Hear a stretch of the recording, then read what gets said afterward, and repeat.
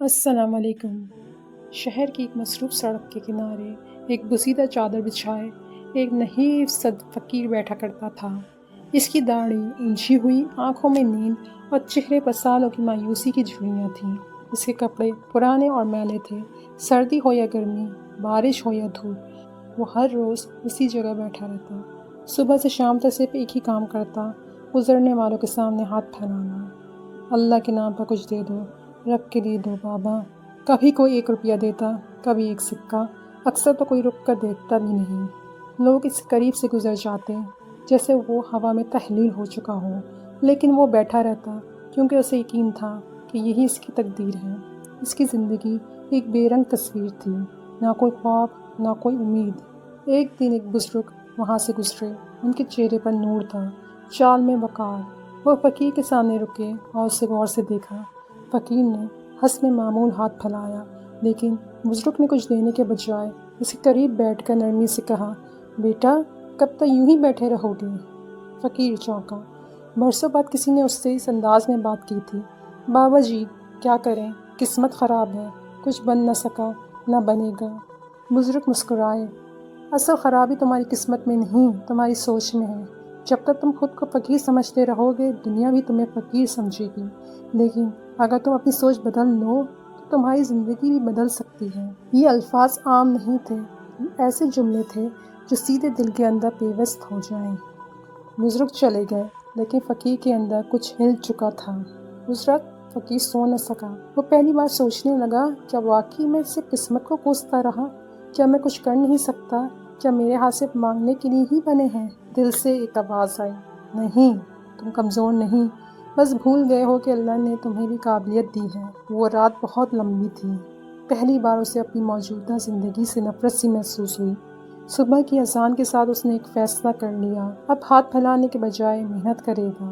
وہ بازار گیا، ایک چھوٹے دکاندار سے کچھ پرانے گلاس، برتن اور ایک چھوٹا سا جوسر خریدا۔ کچھ پیسے لوگوں کی دی ہوئی خیرات سے بچا رکھے تھے، باقی کچھ دکاندار نے ادھار دے دیے۔ اگلے دن سے وہ پارک کے سامنے جوس بیچنے لگا۔ لوگوں نے دیکھا تو ہنسنے لگے، ارے یہ وہی فقیر ہے، اب جوس بیچ رہا ہے۔ لیکن وہ خاموش رہا، اور وہ دل سے جان چکا تھا کہ لوگ کیا کہیں گے، اس سے فرق نہیں پڑتا۔ اصل فرق اس بات سے پڑتا ہے کہ انسان خود کو کیا سمجھتا ہے۔ آہستہ آہستہ اس کے گاہک بڑھنے لگے۔ اس کا اخلاق، مسکراہٹ، صفائی اور ایمانداری لوگوں کو متاثر کرنے لگی۔ ایک نوجوان روز آ کر جوس پیتا اور کہتا، بھائی تمہارے جوس میں صرف ذائقہ نہیں، کچھ اور بھی ہے، سکون سا محسوس ہوتا ہے۔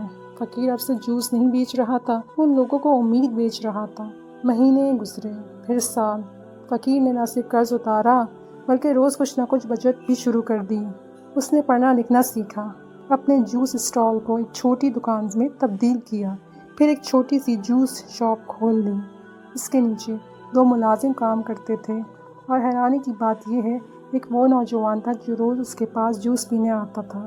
ایک دن وہ نوجوان بولا، بھائی آپ نے واقعی کمال کر دیا، آپ جیسے لوگ ثابت کرتے ہیں کہ اصل طاقت ہمارے اندر ہوتی ہے۔ فقیر نے مسکرا کر کہا، طاقت ہمیشہ تھی، بس میں نے دیر سے پہچانی۔ ایک دن وہ اپنی دکان میں بیٹھا تھا کہ وہی بزرگ نظر آئے۔ فقیر بھاگتا ہوا گیا اور ان کے قدموں میں بیٹھ گیا۔ بابا جی آپ کے ایک جملے نے میری زندگی بدل دی، اگر آپ اس دن نہ رکتے تو میں شاید آج بھی وہی فقیر ہوتا۔ بزرگ نے اس کے سر پر ہاتھ رکھا اور کہا، بیٹا میں نے کچھ نہیں کیا، تم نے خود کو پہچانا، اصل جادو اسی لمحے شروع ہوا جب تم نے اپنی سوچ بدلی۔ یاد رکھو، جو اپنی سوچ بدل دیتا ہے وہ اپنی تقدیر بھی بدل دیتا ہے۔ یہ کہانی صرف ایک فقیر کی نہیں، یہ ان تمام لوگوں کی ہے جو خود کو کمزور، ناکام یا بدقسمت سمجھتے ہیں۔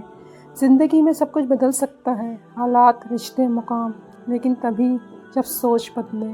جو لوگ صرف قسمت کو کوستے رہتے ہیں ان کے ہاتھ میں کچھ نہیں آتا، لیکن جو لوگ خود کو پہچان لیتے ہیں وہ وقت، حالات اور دنیا سب کچھ بدل دیتے ہیں۔ اگر آپ کو یہ کہانی پسند آئی ہو تو ہمارے چینل سنو اردو قصے کو سبسکرائب کرنا اور بیل آئیکن دبانا مت بھولیے گا، تاکہ آپ کو مزید ایسی سبق آموز کہانیاں مل سکیں۔ شکریہ۔